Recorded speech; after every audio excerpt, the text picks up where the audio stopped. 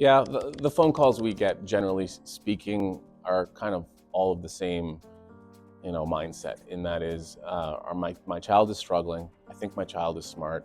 They just need this. They just need that. And teachers are doing their best in the classroom, but it's one teacher against 35 or 40. I think the numbers are atrocious. I feel like we're not setting up my child for success, and I want them to have the supports that they need to continue going. Parents will always comment on confidence. I always ask the question, what's your objective if you enroll your student here or your child here? And it's the same answer 100% of the time. I just want my child to have confidence, because right now they just they feel like they're not doing well. They feel like they can't do this. They feel like something's wrong with them. They feel like all the feelings, and that's often flagged by parents as being like their biggest priority. Obviously math and doing well in math is the other one. I'll just listen to kind of what they're saying. I'll ask them questions about their experiences, how long this has been happening, etc. And that gives me a really good idea, generally speaking, when the wheels started to come off this bus. And then I'll explain to them the process. The process is, I need to meet your child first. I need to do a detailed assessment with them and really confirm everything you're saying, but not just in theory, but in actual reality. Show where you're at, what we're gonna do about it, and then you can make an informed decision on what to do from that point. Are you good at math or not? Honestly, I've met a lot of kids in the last 5 years. 90% of the parents that talk to me about their children before I even meet them drop an H-bomb on me. And that H-bomb is, my kid hates math. And I listen, and I understand why, and I understand why that sentiment exists. But I also challenge the parents back, and I say, I bet you, I haven't even met your kid yet, but I bet you your kid doesn't hate math. I bet you your kid just hates not understanding it. And if they're taught in a way that makes sense to them, that sentiment will change dramatically.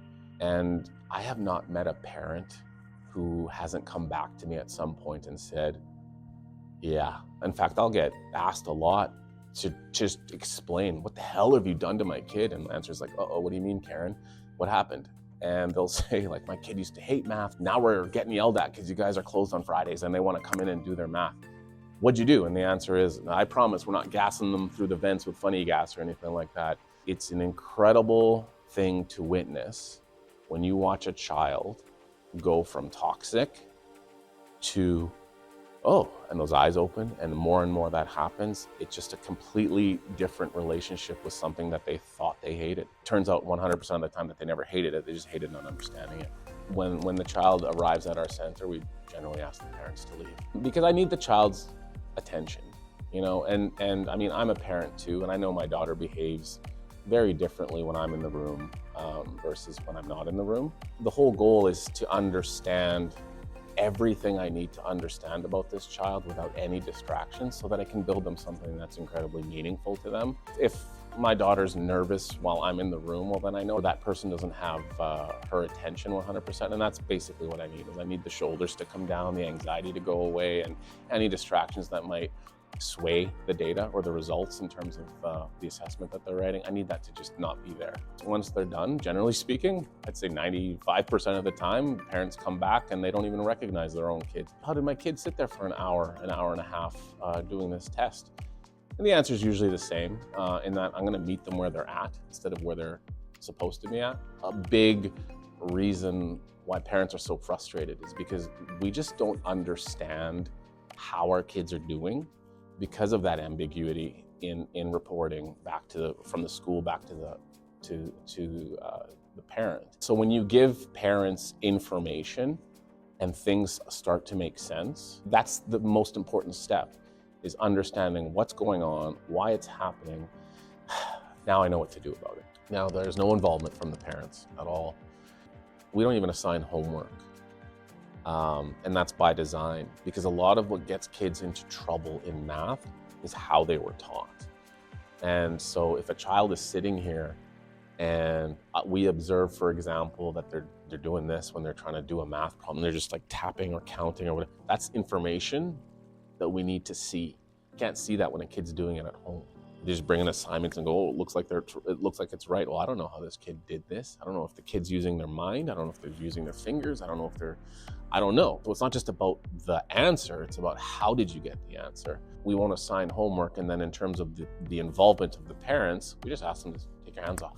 They love that answer because it just means, like I said earlier, we're not selling them math help, we're selling them peace of mind. It's met with skepticism often because this has been such a brutal topic for them for such a long time, but it's always the same outcome. I was told as a child, I had one job, that's to learn. And I couldn't disagree more with that statement. It isn't my job to learn. It's my job as a student to show up, but it's actually my teacher's job for me to learn. And if I'm not learning, that means either I'm not showing up or my teacher is either not good or ill-equipped to teach me. So when parents hear that, it's kind of a relief because it's like, okay, I don't need to intervene, I don't need to ensure, I don't need to check, I don't need to, nope. You just sit back, watch the magic unfold, and open the monthly report cards that we send you every month. We're gonna show you topic by topic. Every single topic that they're being taught, you're either gonna see a check mark beside that topic or not. And if you see a check mark, congratulations, Timmy, you've mastered that topic. We tried to mess you up every possible way and you saw right through it and boom, you nailed it. And if you don't see a check mark on that topic, you haven't mastered it. And we're not gonna throw you into the next topic until you crush this one, because that's what got you into this in the first place, is this notion of good enough was good enough. No, it wasn't. If you ask most parents, to describe their children, most of them will say, well, they're pretty creative, they have an imagination, they enjoy art, they enjoy video games, Roblox, Minecraft, all these things. These are very visual characteristics that most children possess. If you ask the same parents, describe any areas that your child isn't strong in, a lot of parents will say, oh, they have the worst memory. Oh, they're always forgetting. Sometimes it's selective because, I don't want to remember to clean my room, I get it. But for the most part, it's not the strength. Yet we're telling children, hey, don't rely on something you're really good at, which is your ability to imagine and visualize and see. Now, come over here. Let's have you rely on something we know you're not as strong in, which is your memory. And so in the grade 3, grade 4 years, when you have kids being told to go home and bang their head on the wall and memorize flashcards and rinse, repeat, it might appear, because again, they got to the test on Friday and they did okay, or they met expectations, whatever that even means. But then again, fast forward to next Friday and ask them the same, what's 6 times 9? I can't remember. The biggest mistake that parents can make, that's a tough one to answer because again, it's so subjective. But I can say as the son of a university professor who ended up being the dean of science, he was a great educator. He was a marvelous teacher. He was also the worst teacher I ever had. And it wasn't because all of a sudden he sucked at teaching with me. It was because he was my dad. We generally, as children, want to please our parents. We don't want our parents to be disappointed. And I'm very careful about this with my own child. Like, I don't teach her math. I'm not her coach. I'm her dad. There's an interesting dynamic that exists between children and their parents. I'm not saying that's the general rule. There are obviously exceptions and so on. Parents are, they're full-time this, full-time that, full-time this, full-time. And when did you sign up to be a full-time teacher as well? That can be the biggest challenge that I've heard, is parents basically saying, I can't. The other one is the way they're teaching math in school right now, it's just like, I don't know how to do that. I thought I knew how to do this, and all of a sudden it's this and that. And I'm like, yeah, I get it. So that's a barrier that's instantly removed here.